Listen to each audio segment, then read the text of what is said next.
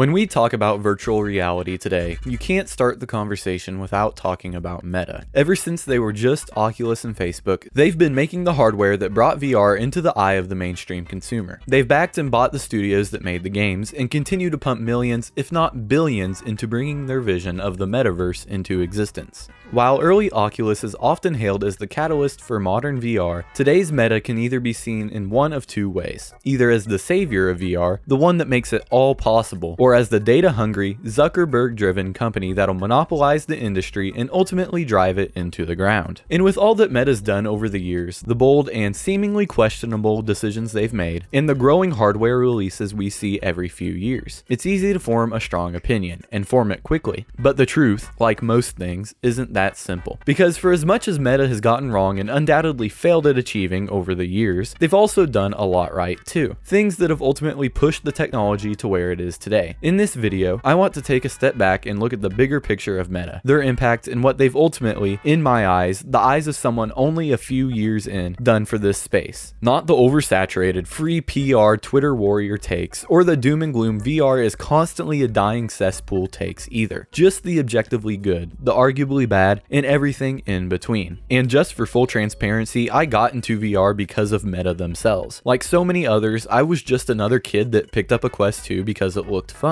If it hadn't been that affordable, that accessible, and if I didn't already have a PC to connect it to, I probably wouldn't have pulled the trigger and got invested in VR when I did. So while I have a certain appreciation for Meta, I'm still informed, and I'm not wearing rose-tinted glasses when I talk about them. I'm aware of the decisions they've made, the good and the bad, in VR and beyond. I'm not coming from a place of blind praise, but not from a place of blind hate either. I just think it's worth seeing what Meta has actually done, so maybe we have a clearer image of what comes next.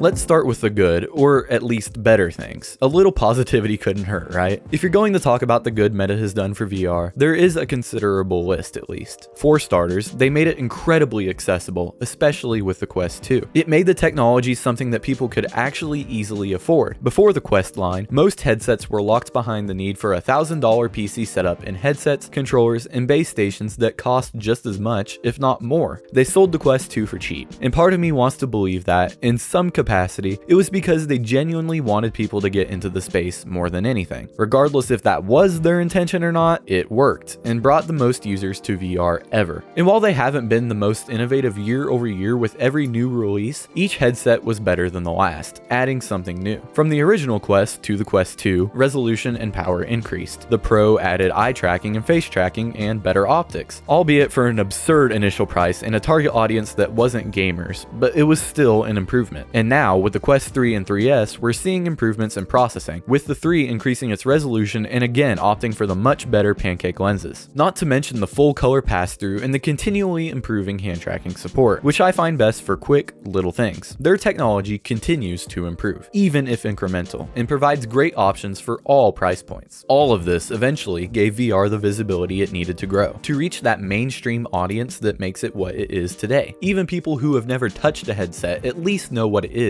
or of it. They've heard of it, and that alone matters at least a little bit. This visibility leads to a curiosity in the space, which can lead to growth, or at least a little more awareness, and like it or not, Meta was a key player in making it happen. So yeah, while it might be hard to admit sometimes, and understandably so, Meta's done a lot right. They made it just accessible and known enough to convince people to get invested. But the good decisions never excuse the poor ones, and Meta's had their fair share of those too.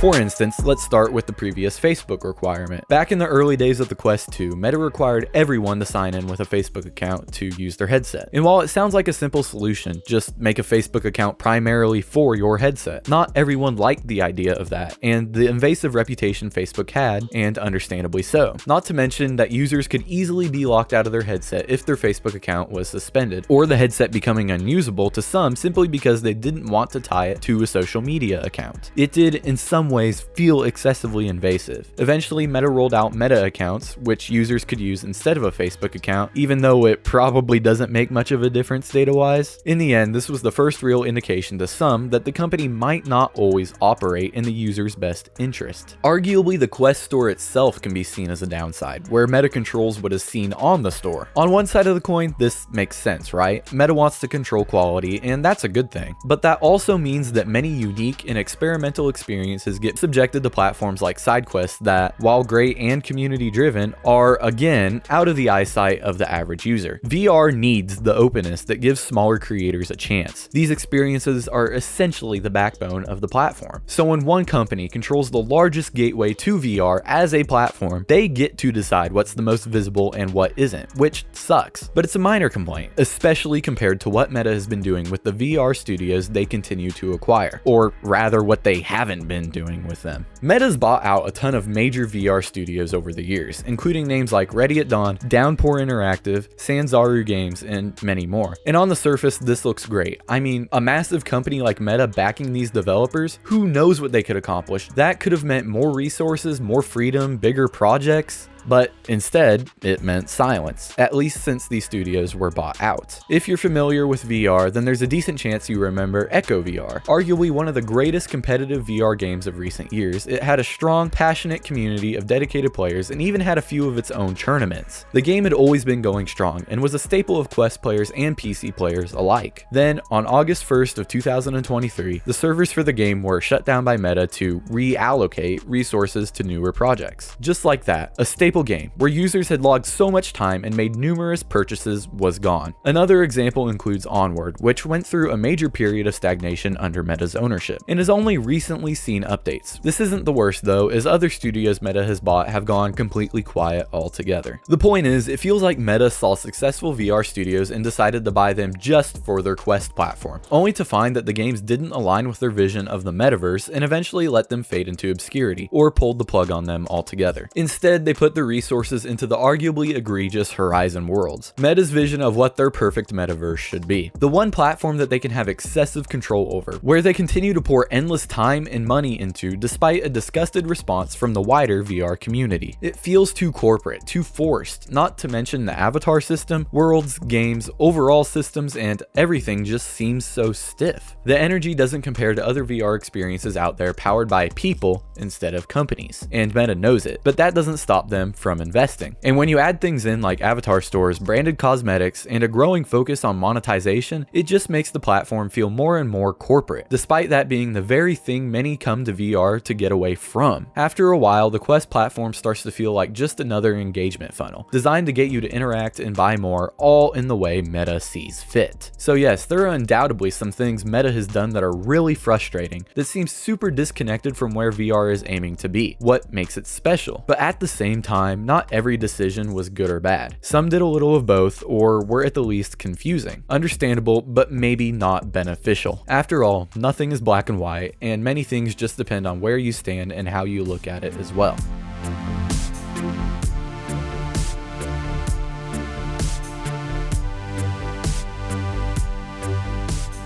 Remember my earlier point about the constant and considerable improvements that came with every Quest headset? While this momentum is great from an industry perspective, encouraging an evolving landscape, from the viewpoint of a consumer, it can also kind of be a downside. Imagine you're someone unfamiliar with the VR landscape. It's early 2023 and you decide to grab a Quest 2. It's cheap and well supported, so why not? Then, only months later, the Quest 3 and 3S release, and you quickly realize you could have got the 3S with its better performance for nearly the same price as your Quest 2. For new users, these rapid, incremental releases can feel temporary, like any headset could be obsolete within a couple years. Compare that to something like an Xbox or PlayStation that can have support for up to nearly a decade. The rapid progression of the technology is good, but it can also make consumers hesitant to take the dive. Or take the whole metaverse situation. Obviously, the idea of shared digital spaces is great, and now more than ever is the largest, most exciting aspect of VR, where you can be in a world with people as opposed to just playing a game beside them. But Meta didn't invent that idea. As much as they'd like you to think they did, they didn't. They're prominent pioneers in making that idea a reality, no doubt, but it seems like they want it to happen in their controlled corporate way. They just give it a label and spent millions on it. And when something that's supposed to be that personal, that connecting, gets turned into a product like that, it tends to leave people with a sour taste. It's not that it's wrong for Meta to try, it's just they're being too guided with it. They're trying to force connection on their terms, shoving it in your face as opposed to letting it happen. And the biggest gray area, in my opinion, is how Meta shaped how the public sees VR as a whole. Sure, they brought it into the mainstream, and that's great. That's what will get the technology the widespread adoption that it needs. But by being the biggest player, they were essentially Thanos with the Reality Stone, defining what mainstream VR looked like. And unfortunately, to a lot of people, it ended up just being Beat Saber, Horizon Worlds, and kids flinging their arms and screaming slurs and Gorilla Tag. It's not that most of these games are bad or that this image itself is bad, it's just a very narrow perception of what VR actually is, what it can be. A friendly TikTok-esque perception that is unappealing to some, and one that often hides the unique, creative, meat and potatoes experiences underneath. And maybe that was just the cost of growth to Meta, sacrificing the novelty for consumer comfort. Some of these decisions aren't exactly harmful, but rather just confusing and disconnected from what VR is, what it can be inside and beyond Meta's platforms. They were made by people that understand marketing the product more than the platforms and experiences that product harbors. And that's the course Meta decides to take, not always making decisions with bad intentions, but not always with the right priorities either. And that brings me back to the reason I wanted to make this video in the first place. Meta's impact on VR, good, bad, or a little of both, has shaped the space as a whole. Love them or hate them, it's undeniable that the entire industry is where it is today in large part to their efforts. As for the future, it'll depend on Meta to a degree, but also how we use the platforms that are built. It's not purely up to them, but other companies as well, to give them the competition they need and ultimately us, the end user. And yeah, Meta made the first headset I used. They did for a lot of people. They built and pushed the platform that got me into VR experiences in the first place. I'm forever grateful that they provided this opportunity for me and so many, and we really do owe them, at the very least, the credit for getting this space to where it is. But the reason I stayed, the reason I've become so invested in this technology, that all came from everything outside of Meta. The games, the creators, the conversations, the experiences that make VR feel a little less like a product or platform and more like a place. It's easy to look at Meta, their size, their grip over the industry, and assume that they're the says-all, ends-all, but the truth is they can only push it so far on their own, and only in the directions that we allow them to. The rest is up to us, the users, to let them know what we want, what we appreciate, and to keep building the parts of VR that truly have meaning,